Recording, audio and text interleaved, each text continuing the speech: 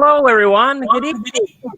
It is Monday, the 11th of January. It's the 29th episode of the Check Drop. So welcome.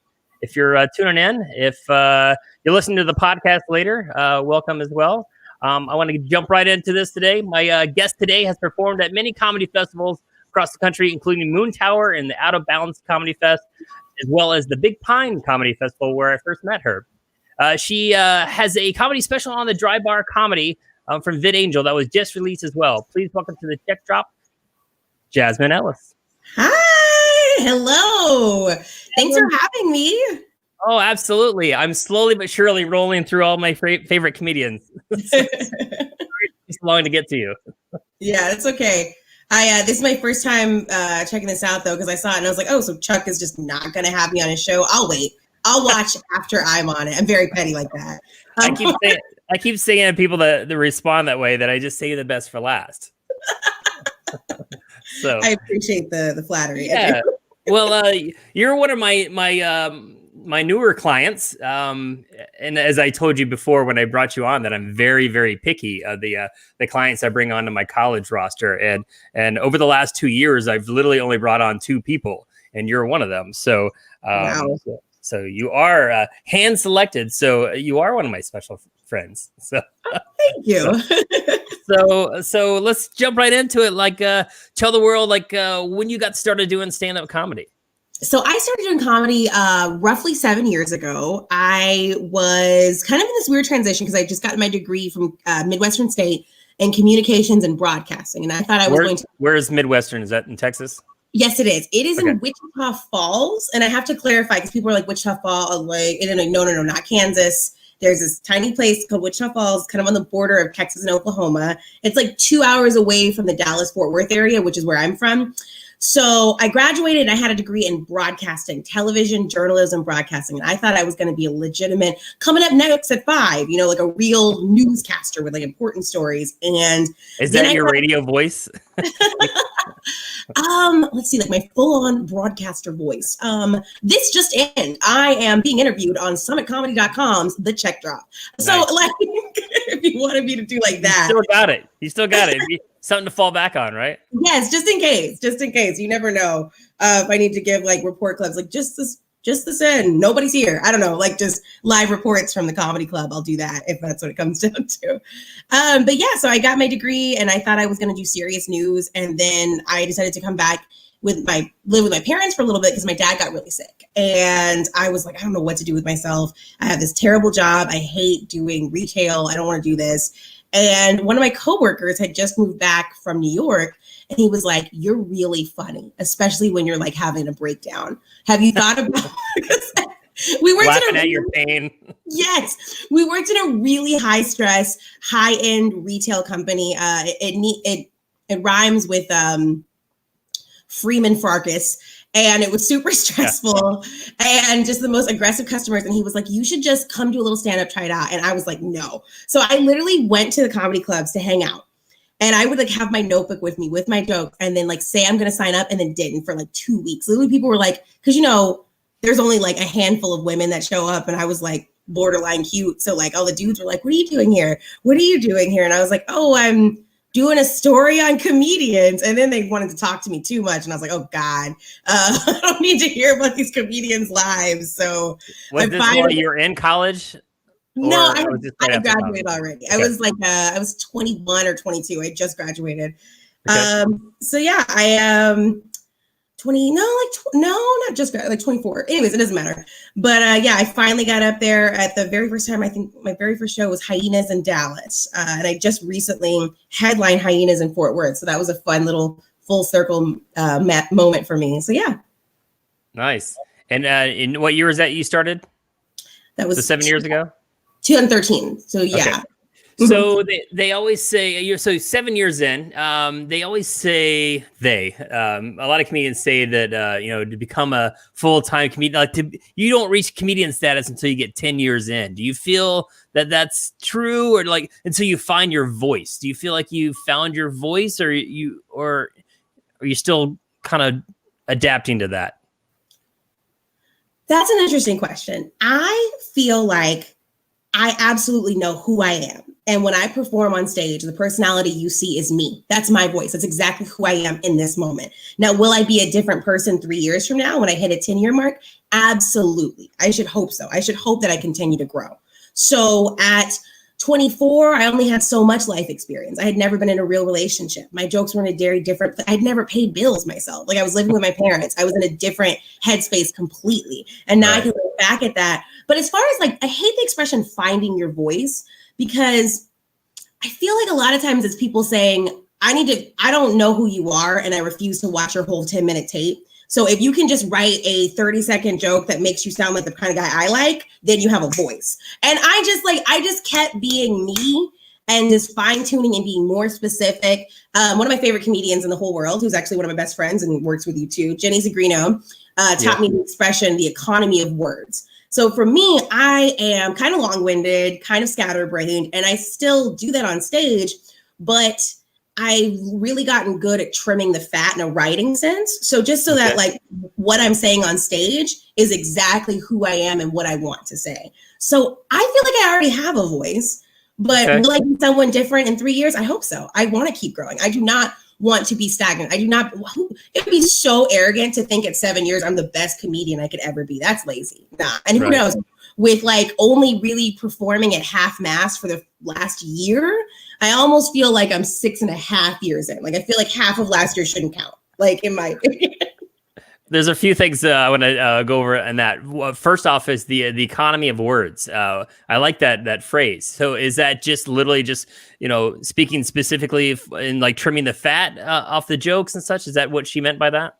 Exactly. It's kind of like, think of it as you only have so much time. I mean, literally audiences are very impatient, and I'm just going to say it. They are harder on women. They are. Audiences are hard on women. They will watch a woman for all of 10 seconds and she doesn't make them laugh like that. They're like, eh. It's because we're conditioned to see men as humorous. So they're like, he'll get to it. He'll be funny because his natural default state is funny. Whereas people think women are trying to be funny because we condition to see women as caretakers and responsible people. And people who are caring and responsible, we are not conditioned to believe that they're funny. But here's the thing. I always say that about me. I'm like, I'm not nurturing. I just have big titties. I am not a mother to anyone, to no one. Like I am not. But I do feel like I am working at a deficit where it's like, I owe the audience 10 seconds. So I have to get to it. And she kind of helped me condition some of my bits. And it is fun to work with someone who has a style similar to yours. I like to think that we're still really different, but that's just someone I can in particular who said something that like clicked in my brain, because before that, God, when you're a new comic, the advice you get from other comics, listen, never. It's gotta be overwhelming, right? I mean, whether you ask for it or not, right? You're gonna get it. Yeah. Never take advice from someone whose career you wouldn't want, first of all. Like, like always like be nice, be courteous, but like take it with a grain of salt. A lot of times people are just projecting on what they can't accomplish. So they're like, man, especially guys, they'll be like, if I was a girl, I would do this. Of course you would, because you don't live like me. You don't know how I think. So, but yeah, back to what you said. It's all about just trimming the excess fat, making your point succinctly, but still making it sound like it's popping off the top of your head. That's the trick. The trick is to make it sound like I'm just having a conversation, like it's you and me. And it's really something I've curated. I don't know. It's weird. It's like learning to be yourself, if that makes sense. Like learning to be yourself on stage is what. Well, I think that it's going back to what I said about the finding your voice. It feels like every time I've heard somebody mention that, say like a Bert Kreischer or somebody, it's usually when they go back and watch their old stuff. Like, and they're like, oh, I didn't like, of course, because you do, like you said, you want to grow. You expect that every year you're going to get better. Even after you do your first special and such, like on, say, Netflix, all those guys always say they go back and watch and go, oh, that wasn't as funny as I do it now. There's certain bits, whatever, they add tags and stuff later. So again, as a comedian, you always kind of want to grow. Well, any job, if you always kind of want to excel. I had a moment like that. I was rewatching part of my Dry Bar special because I was going to put a clip on. And as I was writing the captions for it, I thought I closed it the way I've been telling it recently. And then I realized I didn't. And I was so mad at myself because I was like, no, it's supposed to go like, but like, it was just, so I don't know. It's you always want to, I don't know how people decide a bit is done. I don't know how they just decide this is done. I'm never telling this joke again. It's exactly the way I wanted to say it. I mean, it feels like jokes to me are like living documents. Like you need to amend them all the time, but also always evolve, right? It's always evolving, or it can. So yes. So I was like, cringe. I just wish I had. Oh, this way so much funnier now. But the audience is cracking up. Like I should feel good about it. But in my mind, I'm going, no, he would have fell out of his seat if I had just said instead of like. Right. I also liked your phrase that you said you've been doing your comedy at half-mast over the last year. I feel like that's pretty good if you're doing it at 50%, because I think most comedians are, 25% or less. I mean, there's, I've had this conversation with so many people over the last, 6-9 months about, I mean, so many comedians are just not doing anything. That they chose not to go into the virtual realm and try that avenue of stand-up, and they're just going to clock out and maybe come back when this is all over, or maybe just hang up their comedy coat, and move on. So I feel like you've been pretty good at adapting to that. How have you kind of, set your mindset when you decided to make that pivot into that? Was there anything, or is it just kind of like jumping into the pool and like, see if I can swim? What happened is okay, it's first of all, it is very painful to be told you are non-essential. I was like, I don't matter. And when the shutdown first happened, it was like you and I had like a full calendar for the rest of the semester. And it was just one by one, college after college, event after event canceling on me. And so I was supposed to do South by Southwest. And I was supposed to open for Lil Rel Howery and do a one-on-one interview with Kevin Hart. So like these huge things fell through my fingers, and I was like it was just all these things crashing down on me. I was like, what can I even do? And I think the fun thing for me is I just kind of kept being in denial about it. And I was like, no, it'll be over so soon. It'll be over so soon. You don't have to do anything. And then about like 14 days in, I was like, all right, I'm bored. Let's do something. So I got on Comedy Wham. They actually just decided to stop doing virtual shows, which I wish they were still doing them. They're very fun. So I did their isolation comedy hour the first time. And when I did it, I set up a ring light, and I took a gold sequins tablecloth, which a lot of my colleges who I performed for the last year have seen. So I had this tablecloth and this ring light. And then I have these two puppets of, those old men in the Muppets who like talk shit the whole the guys up in the banister or whatever. Yes. Their name. Waldorf and something. I have them. So I put them there like next to my ring light, so I would have an eye line to like look, so I would know where to look and feel more comfortable, because staring at a screen, I have really bad vision, so staring at a screen makes my eyes hurt. So I just did that, and I was like, this can work. So I started writing bits that like fit more the format of online, a little bit more I have to get wordier actually, because people, if they're on it, they're going to stay on, So I just kind of jumped into it. But to me, this is not the exact same. I know there's a difference. The rush to feel, I mean, gosh, sometimes we have to mute the whole audience, and then I can't pace my jokes around the laughter the way I normally would. I won't pause. Like, I'm not going to pause here assuming you're laughing if I can't hear it, So I can't wait to get just like, once I feel like when I come back and I'm really doing it, I'm going to feel like I'm back at the 5-year mark. As far as like the material will be good, but I'll be nervous every time again. And it'll be like that. Yeah, I think everybody's going to be a little bit, gun shy. I mean, for one thing, safety precautions, you're going to be always kind of be worried about that, going back out on the road, even, after everybody's starting getting the virus, or not the virus, the vaccine and such. Everybody's going to get the virus. Just go line up. So I think that's obviously going to be a little bit, and then just the fact of being rusty. Any job, right? I mean, even if you're, a baseball player and you get rusty if you don't pick up that bat, right? I mean, so I think, everybody's going to be in that same boat, I think. Yeah. So. Are you nervous about going back out? I mean, on the road or no? I feel like a little bit of a hypocrite, because like I did in Texas, it's a whole different world than LA. Things are very, very open. The idea is like, okay, wear your mask, but like no one, it's a little scary. It is a little scary, but I did a weekend in Texas at Hyenas Comedy Club, and that went really, really, really well. I feel like audiences are so they haven't seen comedy in so long, they're much more forgiving. So like bits where I'm like, oh my God, that was supposed to go like this in my head, they don't notice. They still laugh. But yeah, I still expect to be a little bit, especially like once I get into like doing, because sometimes the other comedians can be what makes me the most anxious, because I'm like, ooh, they're judging me. They don't know who I am. I haven't been on any TV shows, so other comedians make me a little anxious. So I think when I get like into doing these like showcase shows or these mics, and I've got to impress the audience and my peers, that's when I'm going to be a little bit more anxious, I think. But I never let it show. I don't know. I go on stage and I just have like a mental, I never gave her a name. Like I don't have a Sasha Fierce, but there's definitely a switch that's like, while you're here, you're just going to radiate all of this goodness, and everyone who watches you is going to enjoy this. Like that's all I can think about. And I don't think about nerves or insecurities. I just think I am here to make your day, and I have fun. Nice.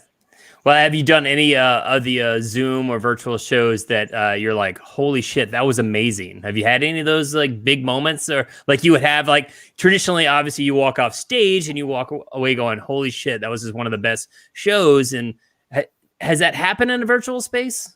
I've had a couple of comedy shows that were really fun, where I had like 5 or 6 kids immediately add me on Instagram. They're like, oh, you were so funny. I loved you. And they turn into like immediate, like back and forth, like people who enjoy me. I did a really great showcase show, Butterboy in New York, which is like funny to say. I did it in New York. It was not in New York, obviously it was in my house, but I was a Zoom, and they have like a set of designated laughers. So it's like 6 people who are unmuted and you can hear their laughter.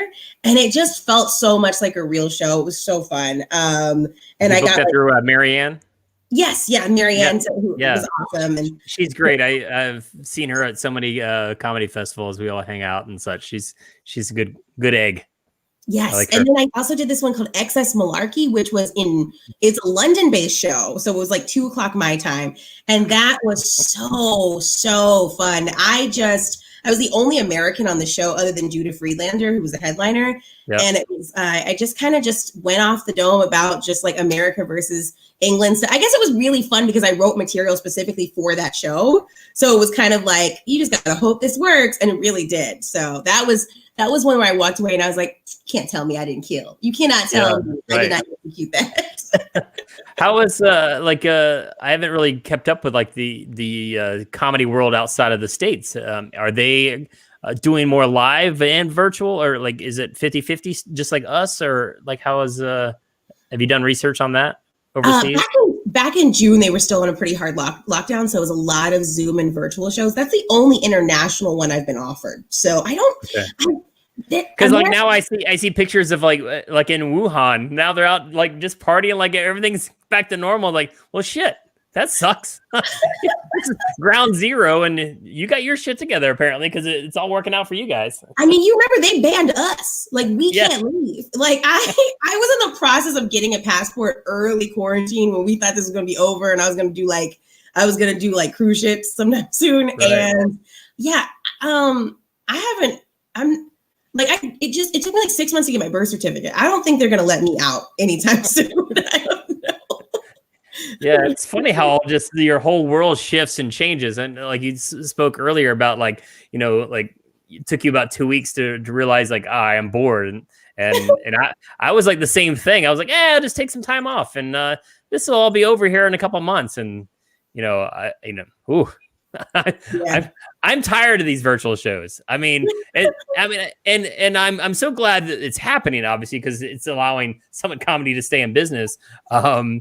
But yeah, I miss those reviews too, right? Because I don't get those amazing reviews anymore. I mean, I'm not to say that the virtual shows aren't obviously great substitutes for what we're doing, because everybody's in the same boat, right? So they have to provide, people have to provide some kind of entertainment, whether it's colleges or corporate events. I did a lot of those recently as well. But as far as those amazing reviews that you just kind of pat yourself on the back for, like, hey, I helped steer them towards that perfect show, and I miss that part. I miss that part a lot. Yeah. I have some of the oddball things that like aren't actually stand up have been really fun though. Like one of the colleges had me do a Q&A after. Actually, like 3 or 4 of them I've done Q&As with, and those have been so weird and so fun. The questions are weird and fun. Ask me like specific stuff about my husband, and it'll be like, "How'd you meet him?" And then I just start talking to, and it's funny because it's almost always girls. So then I'm just like, okay, so here's how you know, and like it just is a really fun. It's almost like a hanging out with a bunch of like my little sisters. Like I had one virtual slumber party, basically. A little bit. Like when they asked me about my hobbies, and I was like, I like collecting stickers, and they're like, show us your stickers, and then I had to like go get my binder of stickers and explain why I like each one. I can see you hold tight and you just running off screen to go get them. Yeah, they loved it. They loved it so much. That was one of the few things that I felt like to be outside the box. Like, I created that in most of the contracts. I mean, if you know that, you perform about 50 minutes to an hour typically for a live in-person show, but I knew immediately that's too long in the virtual world. First off, because whoever, whether it's a student or a teacher or a corporate event or whatever, everybody's tired of looking at these screens, right? So if they're doing that, even though you're being entertained, I think it was a little bit hard. So I'd always kept it at 30 minutes and then did hey, let's add a virtual meet and greet and Q&A at the back end. And it does seem, it's actually a pretty good selling point on my end as the agent. I feel that people are like, oh, that's a great idea. So I think that's half of the reason why I'm getting as many bookings as I've gotten, just because it's not just straight virtual show. It's something so simple as just that. Like, hey, these are real people, and they have real lives outside of this virtual screen, and comedians love to talk about themselves, right?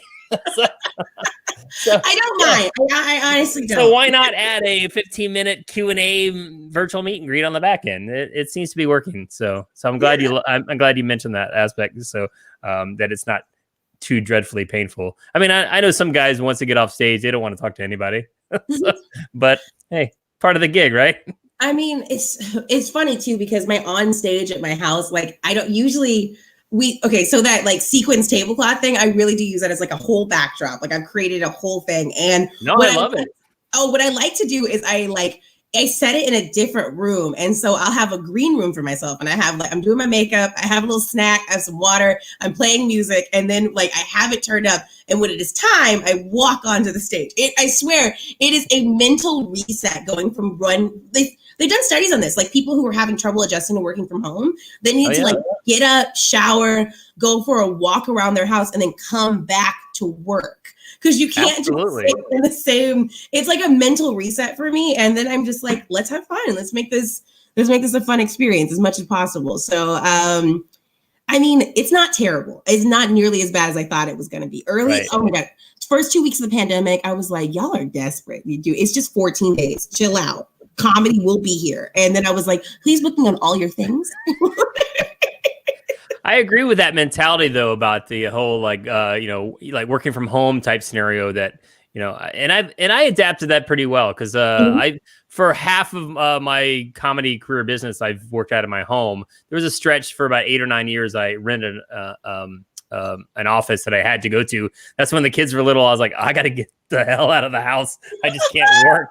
They were just too loud and just knocking on the door, and like it was just nutty. So yeah, I've always been that person too. That hey, taking a shower, going to work. Literally because you have your friends like that would joke and say, hey, that's lucky you get to work from home. This is all pre-pandemic before everybody's doing that, but I was like, no, it's not as I'm not in my PJs. I mean, I'm like going to work. Like it's real.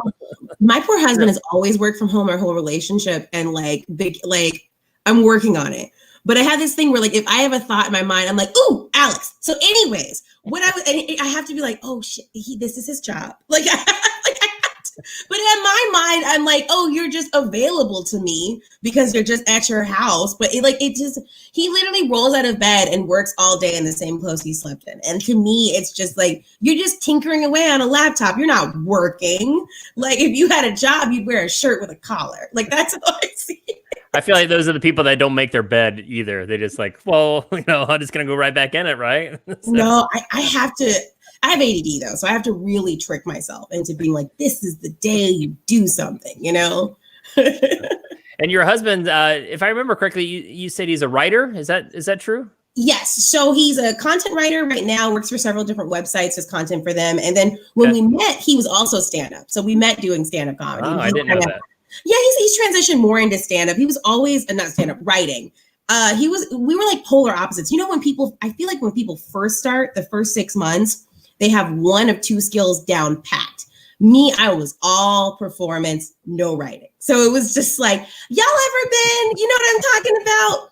I don't know what I'm talking about, but hold on. And like, just dancing across the stage and yes, like all energy. And like, it was like, I had a setup and an act out and no punchline. And then it'd be the next setup. And I can look at stuff like that and go, okay, you were very scatterbrained. Your ideas were not ideas. And he is a really strong writer. And for him, it was like the body language stuff. Like he just always looked like, if you told him it's okay, you can sit down, he'd be like, okay, thank you. Like, you know what I mean? Does he still dabble in the stand-up now or no? No, he quit about 2 years ago. Just didn't really have the passion for it. We did a few shows on the road together.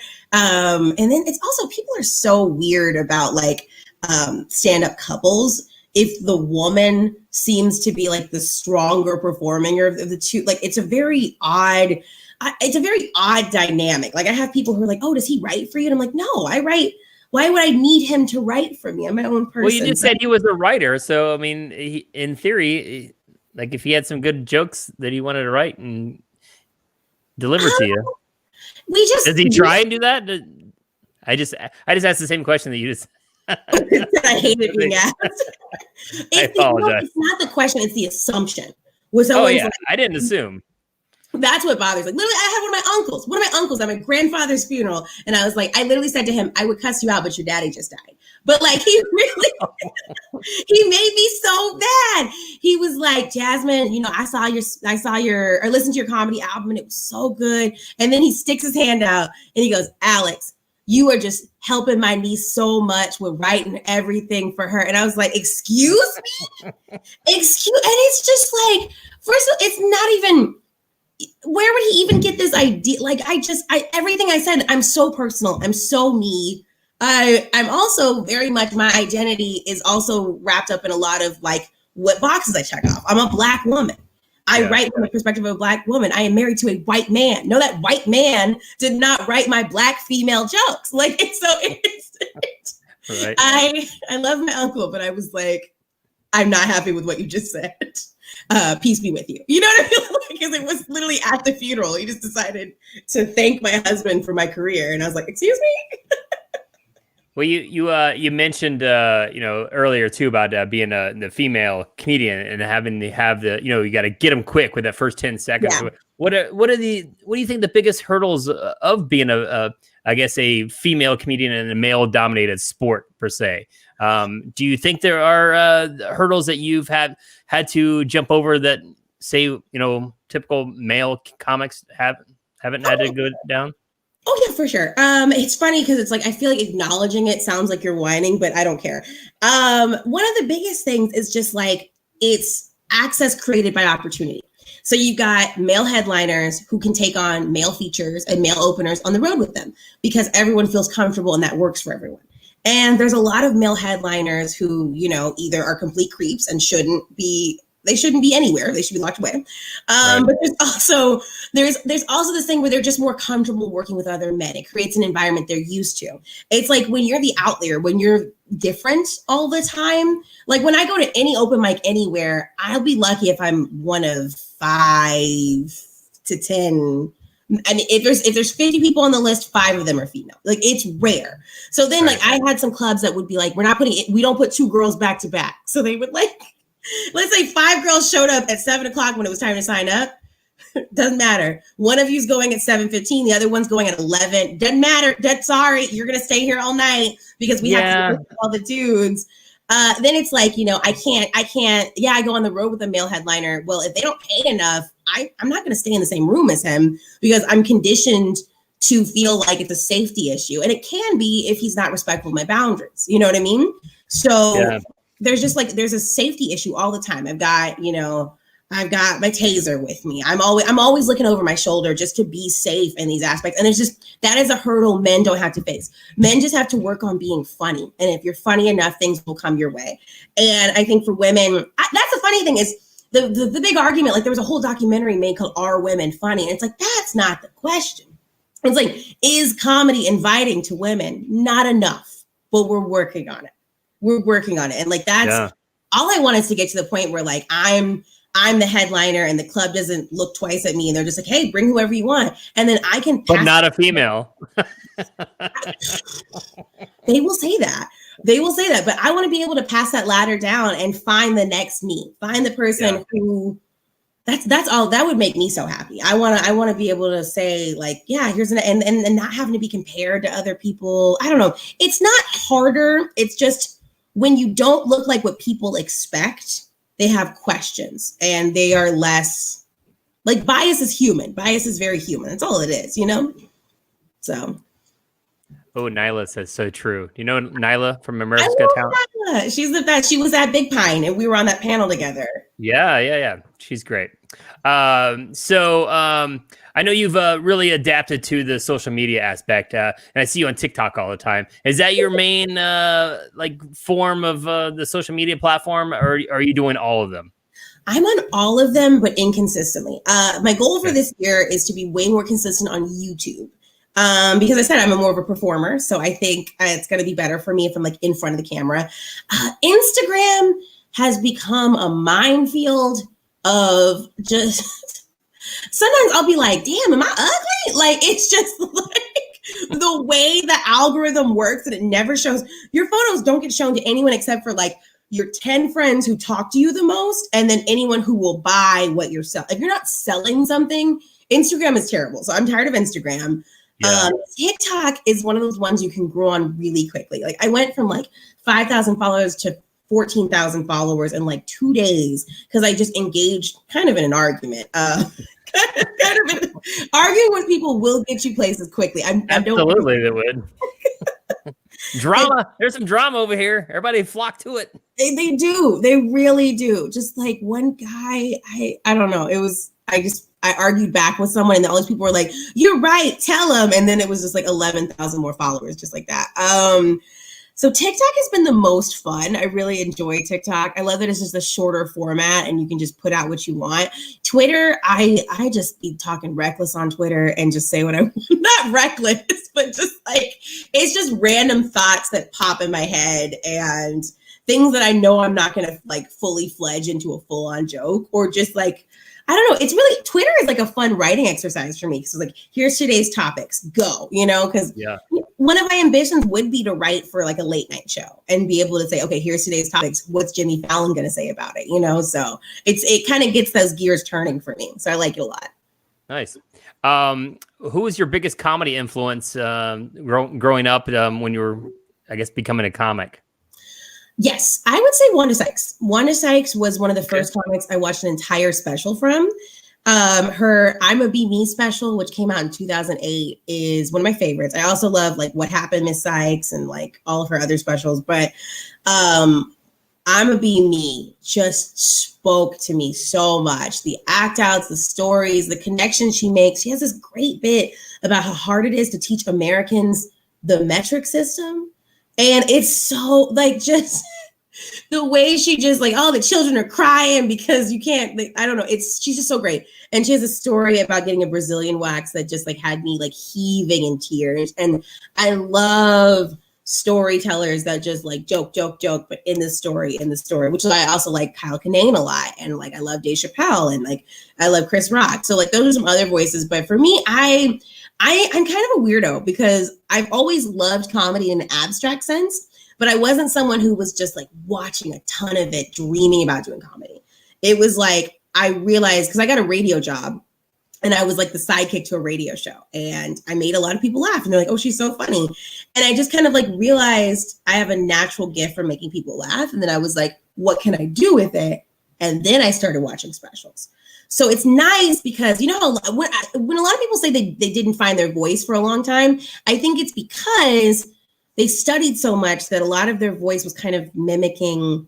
Okay, like when I first started doing comedy, every comic either sounded like Dane Cook or Dave Chappelle. Like they were all, their delivery, their cadence, everything same. Now a lot of the new people sound like John Mulaney. Like the way they just drop certain syllables and take pauses. Like everyone, they're like, this is how you comedy. And so they're imitating someone they admire. And I never had that blueprint for myself. Like I was just like, I'm funny, I'm gonna be me. And I, that obviously that came with some like some issues because I didn't like really know how to structure a joke. But I didn't, sometimes it's better to not know how to do something than to know how to copy something. Right. And you figure it out on your own, because as an agent, I've always seen that too. And it's hard not to judge too, because I am judging every time somebody sends me a, hey, look at my material for work opportunity email or whatever. And there's so many times there's just that you're like, oh, he sounds like Brian Regan or, Mitch Hedberg or such. It's just that. I think it's that imitation is the biggest form of flattery. Right. So, but until obviously, if you sound like somebody else, though, you're gonna get pigeonholed, right? So I like that. Who are you as an agent? Like, who are you finding people are mimicking the most these days? You know what? Thankfully, I haven't gotten a lot of submissions in the last 9 months. So you have to like read the room and then see. Like, I mean. And luckily, I'm at a point, I've been doing this so long. I mean, I'm 25 years into this business. So, and Summit's 22 this year. So I don't have to, go out and find people all the time. I have, obviously, I find people like yourself and such that I just kind of work my way up and add a couple people here and there. I don't need I've never been that, agency, especially for the college market, which is our bread and butter. It's at least 50-60% of the income of Summit Comedy that, I didn't have to bring on 100 people. I would rather have fewer people and have I know that they're all slam dunks than, some of these agencies. I mean, you look at like even the bigger agencies like William Morris and such, they have like 100 comedians on their roster. But are all those comedians getting serviced? No. So I know it's hard even to service all the comedians that are even on my roster. So I know that was my whole mentality of that. Like, I want to make sure everybody's actually getting work on the roster. Because if not, it's not doing you as the comedian a good service, and it's not doing me a service as well. A former employee of mine that she had this mentality of when you have like a sweater in your closet and you haven't worn that sweater in a year, well, why are you keeping that sweater around? Let it go. So that's kind of how the mentality that I've adopted. That hey, if you're on my roster and I haven't booked you in a year, it's time for you to go. And that's not me telling you that's the market telling you, because I submit people all the time for everything. So every year I like to trim off the bottom, and just know that, Jasmine, if you don't get any bookings from me in a year, look out. Why is every conversation with you like, just want to let you know you're doing a great job. Here's my parameters for firing. Do with what you want. Do with that what you will with that information. Just your days are numbered. Like you're not going anywhere. Hey, I can almost promise you that I will probably be gone before you. Oh, no, don't say that. Don't say that. Oh, man. I'll hit that lottery soon and then okay, I don't need this COVID comedy shit anymore. I don't know, man. The second I can get vaccinated, I'm out. Let's go to these schools. Let's go. Let's go. I'm ready. And I'm kidding too, because literally this is the best job. I mean, you love what you do. And even though I'm on this side, I sell the jokes, don't tell the jokes, but it's, oh man, I can see myself doing this until I die, because, I won't answer the phone as much or, send as many emails down the road, but man, it's a good gig. So, yeah. So what would you be doing if you weren't a comedian? That's a great question. So I have two answers. I've been doing makeup since I was 16 years old. I've worked for several nationally recognized brands. I do makeup professionally. I do weddings. I do events. I've done a little bit of film, and I really like it. But according to the government, what I do is gross and non-essential.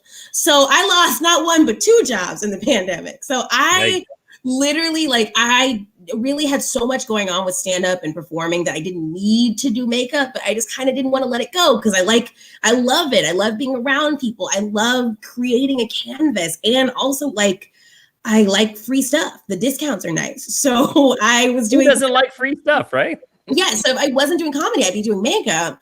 But if I couldn't do either, then I don't know what I would do. I get. Did you like the radio job like before you got into stand up? Did you like doing that? I did. Yeah. Like radio to me was so a little bit stand up adjacent. Like besides like the editing part of it, like just being in the booth, talking with someone else about the stories of the day, what's going on, having conversations was a lot of fun. So I like that. I didn't love having a show by myself. I would like to be like a co-host. Being on a show by yourself is just kind of talking to yourself all day, which is a little weird. I guess that's what TikToks are.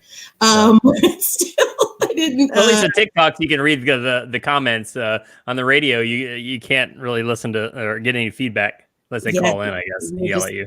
Have to be convinced you're so entertaining. So I don't know. I think I would still do something public facing, which is why I would still do something non-essential. I can't.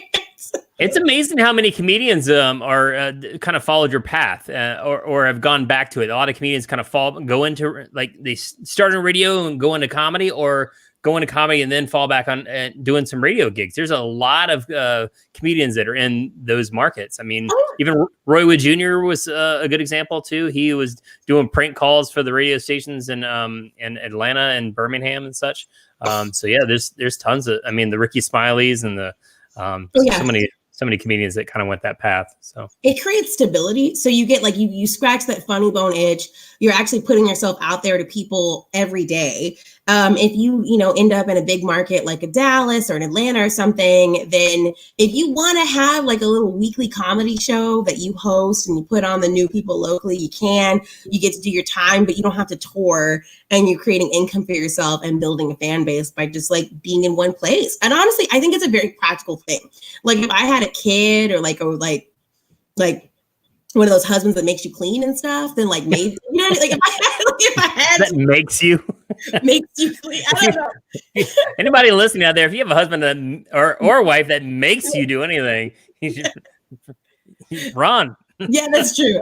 I just feel like if I had a more demanding like family life and I was like, I want stability for myself, then I would definitely want to get back into radio. I mean, I'm doing a podcast now, which is kind of the same thing. It's called Rhythm and Bay, and I'm really excited about it. It is a musical love story, if that makes sense. So each episode is like a little bit of music history. Then I have a guest on, and they have to tell me the 5 songs that tell their life story, and I'm real nosy. Oh, wow. I'm real nosy, so I get in there, and then we do listener letters. So I have a Google Voice number, and I get voicemails, and we dedicate a song to them. So it's so fun, and I really enjoy this podcast a lot. And this is the second podcast I've been on, but I think this is going to be. We only have 1 episode out, but I'm telling you, it's great. It's called Rhythm and Bay, BAE. So yeah. Do you tell them ahead of time, like, hey, have your 5 songs prepped? Because that would be a little bit hard, for, like, if you're just on the spot. Like, oh yeah, no, right now my brain's going like, oh shit, what are my songs? And I give you a whole week, and I say that it has to tell your story. So it's not your favorite songs or the songs that you think like represent you. It'll be like, for example, first episode, it's called Dirtbag Representation Matters with Patrick Soroy, who is one half of a comedy rap duo. And he has Olivia Newton-John's Physical on there, which is so random because like the rest of it is all these rappers. But then he has this really funny story about that song playing like in the background while his mom was watching TV the first time he like snuck out to see his girlfriend. So it's like really like it's what a song reminds you of. And right. I was just about to say, like, pretty much any memorable song like that, like you can probably, that's what's great about music. Or at least for me, because I'm a huge music fan, more so than comedy. Like comedy is down here, music is way up here for me. Nobody loves comedy more than music. Right. Every comedian wishes they were a musician. I do. I wish I was Beyonce. Yeah. So when I hear things like that, like I immediately went to a story in my head. So yeah, I probably be good on your podcast. Wait till you get about 29 episodes in, and then have me on. I'll come on. Retribution. my Olivia Newton-John. I immediately went to 4th grade. I was living in Guantanamo Bay, Cuba, and like so I can do do the story thing. Oh wow, so you've lived everywhere. I have lived in Texas my whole life. This California move is like a shock for me. This is so people not don't know that you just moved to LA during the pandemic. Like an idiot. Yeah. You say idiot. I say no time like the present. Just to dive right in off that 20-meter board, just diving in. So the lease was up and I was like, I'm not going to let COVID stop me from what I want to do. And I was like, and LA is going to get it under control better than anyone else. California, no, we'll be out of it. No. All right. It is. The numbers are going up and I'm trying not to make myself anxious, but yeah, I'm here all the time. I'm just in this little apartment all the time. So I don't know if you know the correct answer to this next question. Then, based on that, I mean, since you're at your comedy flag is at half mast. The differences between say the Austin, Texas comedy world then to the LA comedy scene. Have you been able to see like, oh, this is for sure different, and this is better, or this is worse? Pros and cons to both. I only got to do 3 shows in LA, but I will say like it's one of the pros and the cons is like. At least for me, and this is not to sound cocky, it's just where I was at for how long I had been in Austin. I think Austin is a great jump off city, and I'm so glad I went there when I did. It's not where I started. I actually started in Dallas, but I did comedy in Dallas for 3 years and then in Austin for 3 years. And I am so glad I didn't just jump from Dallas to LA. I'm really glad I got somewhere because there is a lot of stage time, or there was a lot of stage time in Austin. I was able to get on stage between like 3 to 5 times a week, which I know is not a lot compared to like a New Yorker who can get like 3 to 5 shows a day. I was gonna say that sounds like a lot to me because I know the different markets and such. That seems like a lot. So to me that was great. Like there was open mics, there was showcases, and then there was the clubs, and the 2 clubs there, the Velveeta Room and Cap City, rest in peace. Oh God. Oh yeah, I heard about that. I'm still devastated. But those 2 clubs there, they encouraged you to get on stage. Sometimes there are club scenes that are like, if you run your own shows, we won't book you. They very discourage you. And how are you supposed to get better without getting on stage? So I'm so glad I had that experience. Now the LA scene here, what I've noticed, and it's definitely exacerbated because of COVID, is every single unpaid show in a parking lot of a restaurant is still looking for the biggest name they can possibly get. And they will get back to you if they haven't heard of you. So I got on a few shows, I got a little bit of time, but it's all about the biggest name. The great thing is like, you can be in front of someone who will say, you know what, my agent's looking for blah, blah, blah. Can I give her your number? Like it can happen at any moment. It really can. But you also can email people blindly and they're like, who the hell are you? I've never heard of you. I'm trying to find a spot for Pauly Shore this week. Like they have people trying to get stage time constantly. So it's very competitive. It always will be very competitive. Also, I have noticed like, this is gonna sound so bad. In my mind, I thought of LA as like grad school. So it was it was progression. Comedy grad school? Yes. I was like, okay, Dallas for me is high school. Austin is going to be college. And then I got to go to grad school. I have to get my master's right now, which maybe I should have gone to New York. I don't know. But the thing is I've got to realize that you don't actually have to be good to be in LA. You just have to be there. So people move to LA at any stage in their development as comedians. And a lot of them are real bad. But everyone's always telling you to be confident. So you gotta be confident. So there's a lot of very confidently bad people performing in Los Angeles. Yeah. And they have, I said there's 2 guys. I know you're right because I've been to a couple open mics out there, and I was going to mention the club I was at, but I'm not going to. But I remember I sat through an open mic in LA at a prominent club out there, and let's just say it's in Burbank, and maybe in Burbank. So, and it was so bad, and I was like, oh my God, like I can't imagine like having to watch that shit every day, and like it was. But again, like you said, you don't even need much. I mean, most of those people only have a couple minutes of material anyway. So I feel like you moving out there, you already were miles ahead of them. Obviously, you got your undergrad in comedy, so I feel like because you had your at least an hour already of material. So whereas those people out there, and you were starting to work the road, right? So I think the LA, open mic scene probably would look at you going, "Oh, she's from the road." So It is weird though, because it's like if you're someone who starts in LA, it's kind of like by like year 3 or 4, you're gonna get like some tiny spot on something that's filmed. So like film and television are a working part of things that are going on.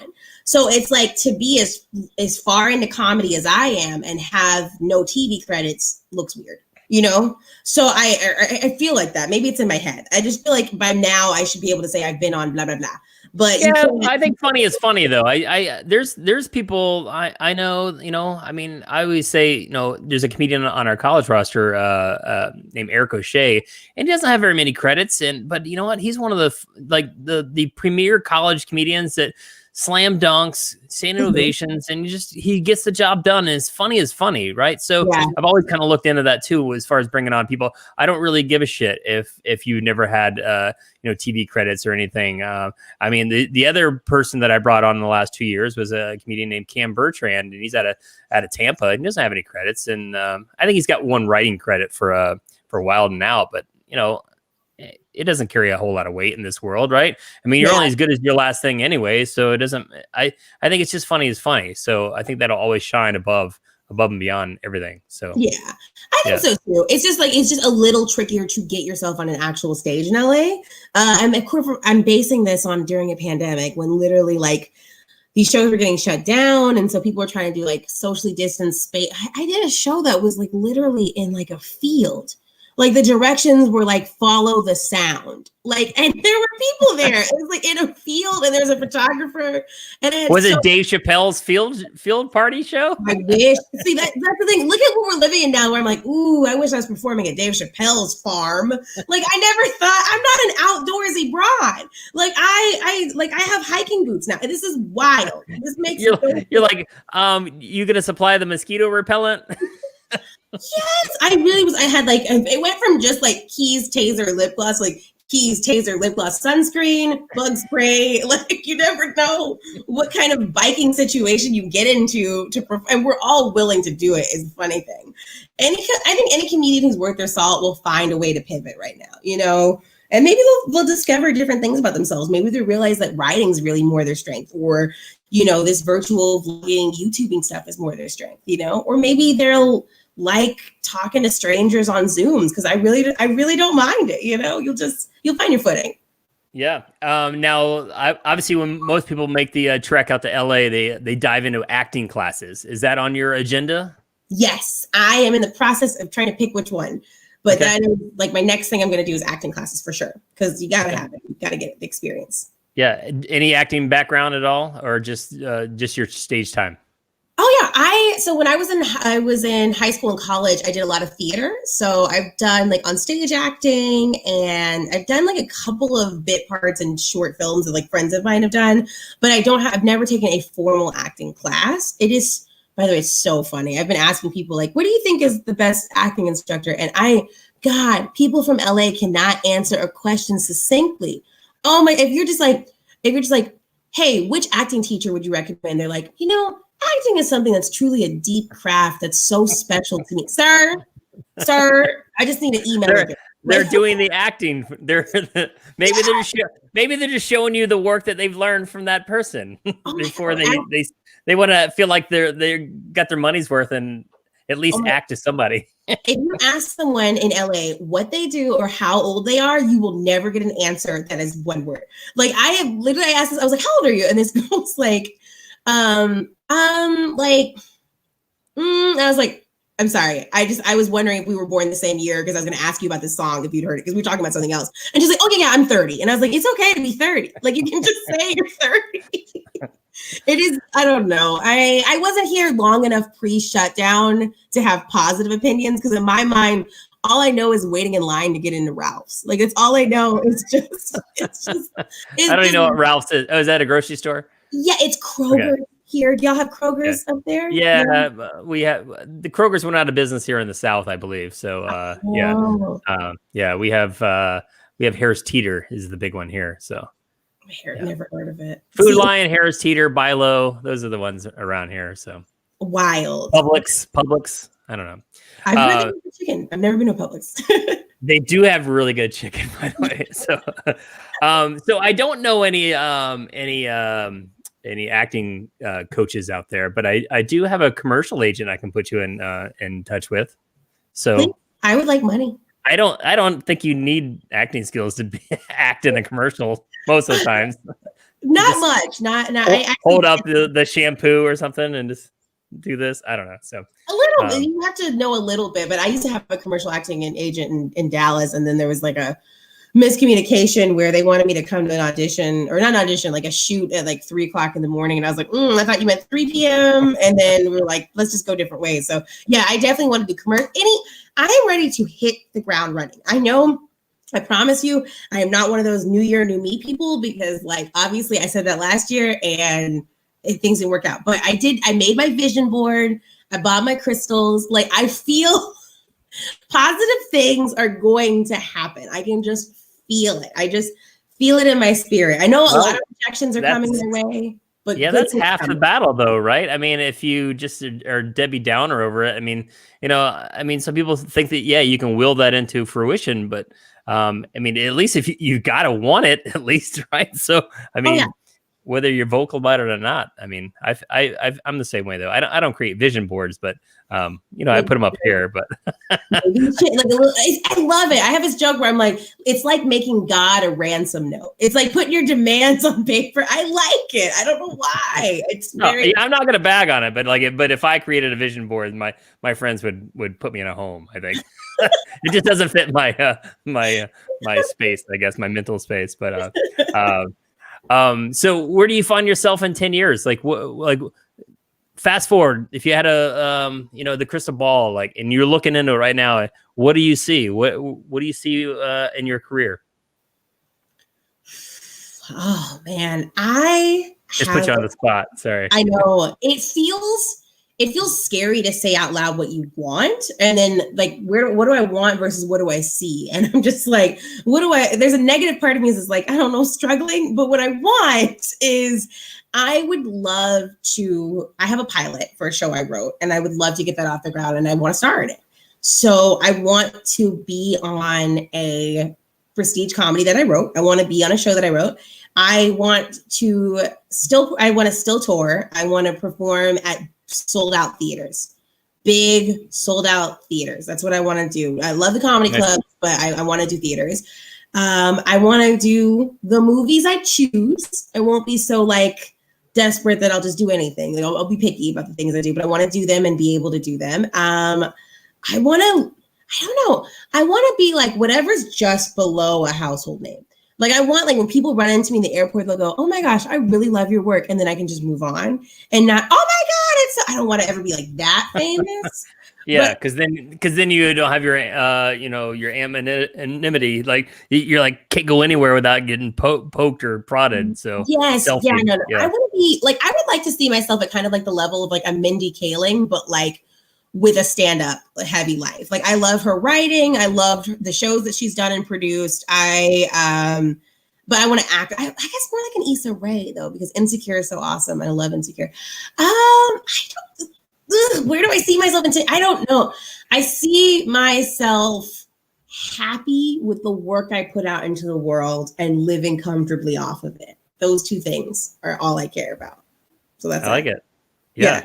That's a good place to be. Happy is very underrated emotion, right? I mean, where's your happy place outside of stand up?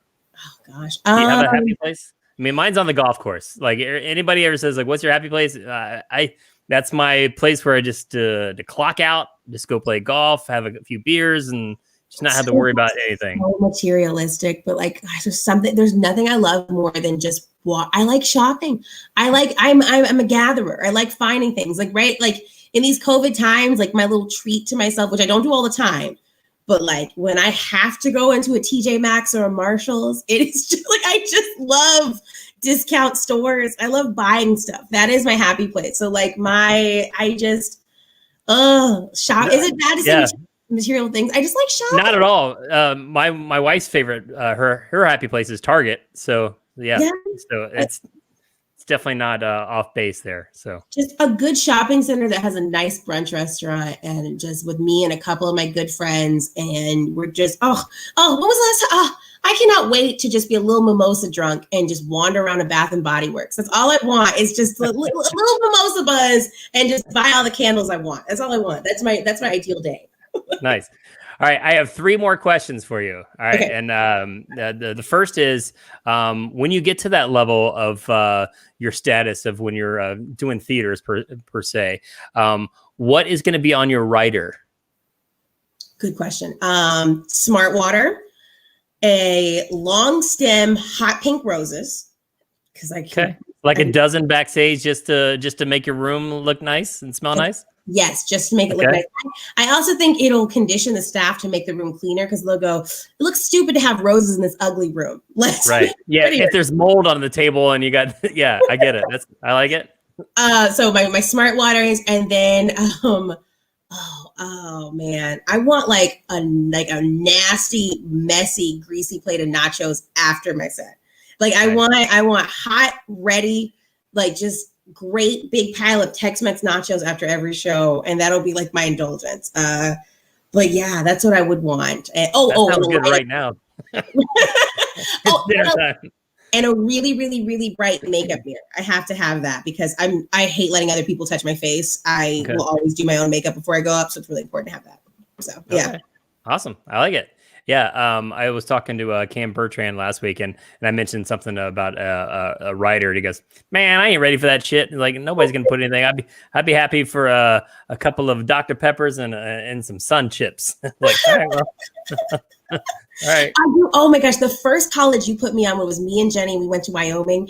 They took care of us. So it was so funny. Like everything we thought of, like I said, like whatever kind of chips, and they had like the full variety pack, and I took it with me to like my next 3 shows. So like they fed me for the week. I had the chips. Oh man, I just remember being so excited to get Red Bull and a free t-shirt. Like nice. Well, yeah. Well, Jesse Campbell puts please provide a t-shirt on her writer. I mean, you can put something on there. You can just let me know, and they don't always do it, but absolutely you can do that now. And it's always hilarious though, because there's like usually the only thing I ask for is a bottle of water, and I was at right after that Wyoming show, and I was like, they take care of us. I'm with some comedy now. Right after that, the next school I asked for a bottle of water, and they said, I guess you can go buy one, and I was like. I can go buy my water. You're like, thanks.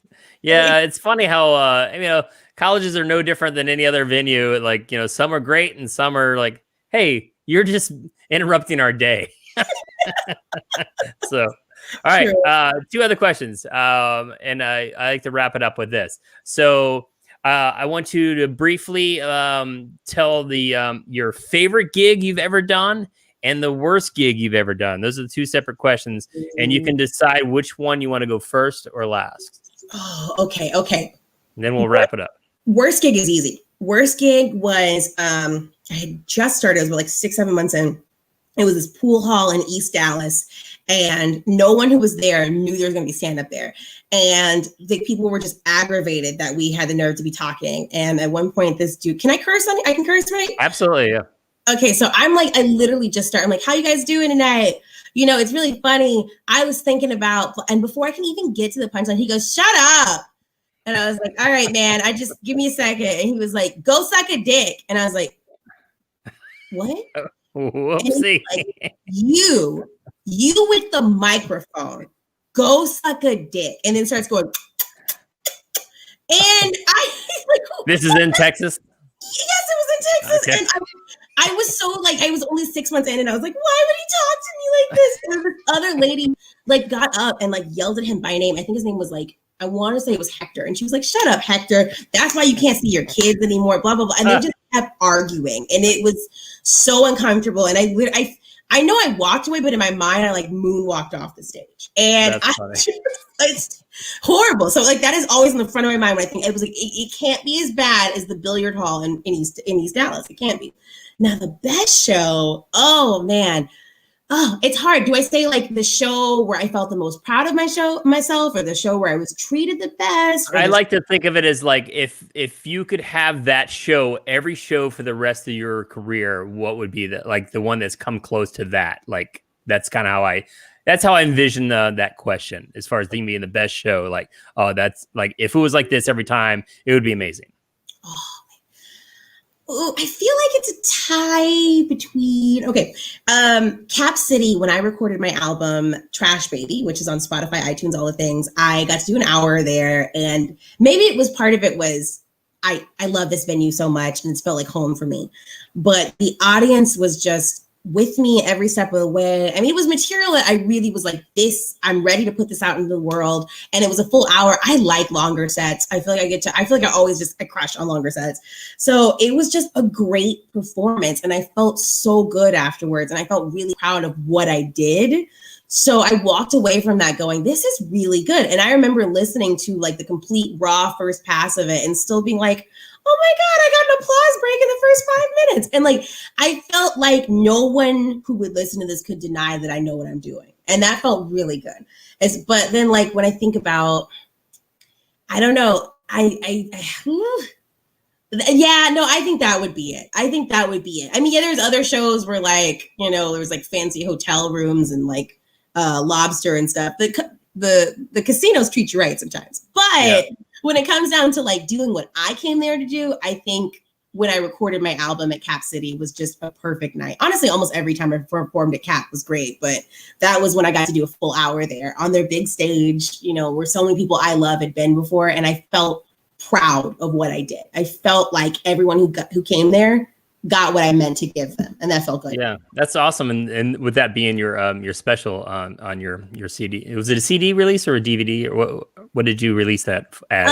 I guess an audio release, so it's on like Spotify, Apple, Amazon Prime, Google Play, everywhere you can find albums is on there. You just go to my website, JasmineEllisComedy.com/albums. It's called Trash Baby. It's very different from my Dry Bar special.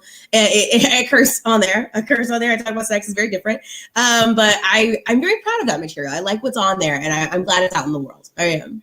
That's awesome. Well, it's a good time to wrap it up, and I wanted to thank you for coming on, and I want to just thank you for being a part of Team Summit. You make me look good, and I'm honored to have you on board. So I'm glad you could stop by today and tell the world a little bit about yourself, and I hope your career just blossoms, keeps going up, so you can reach all those comedy goals for you. This was so fun. I love being a part of Summit. I love doing the schools and things we do together. And I'm very glad I had your team to weather this COVID storm with, and like keep working at my goals. So thank you for making me a part of all this. You're absolutely welcome. Now, anything else you want to plug? Obviously, anything like your socials and such, plug away. Now's the time for you to shine. All right. So you can find me on all the things at Jasmine Ellis Comedy. I'm on Twitter, Instagram, Facebook, everything at Jasmine Ellis Comedy. I also have a new podcast called Rhythm and Bay. It is available on Spotify, Stitcher, and Apple Podcasts. So follow Rhythm and Bay Podcast and Jasmine Ellis Comedy and all the things. Thank you. And my new special is on Dry Bar Comedy right now. It's called Nobody's Queen. It is a 25-minute clean comedy special, and it's great. And I think you guys will really love it. So you have to download the Dry Bar app to find it. It's exclusive for the app. So look up Dry Bar Comedy, Jasmine Ellis. All right. That's awesome. Well, I can't wait to watch that full thing. I know you sent me the link and download, so I haven't watched it yet, but I will, I promise. And I encourage everybody else to do the same. So Jasmine, thanks again. And for everybody else out there listening, if you need a comedian for anything, go to summitcomedy.com. Jasmine is available. So let us know, and we'll see everybody next week. Have a good night, Jasmine. All right, bye.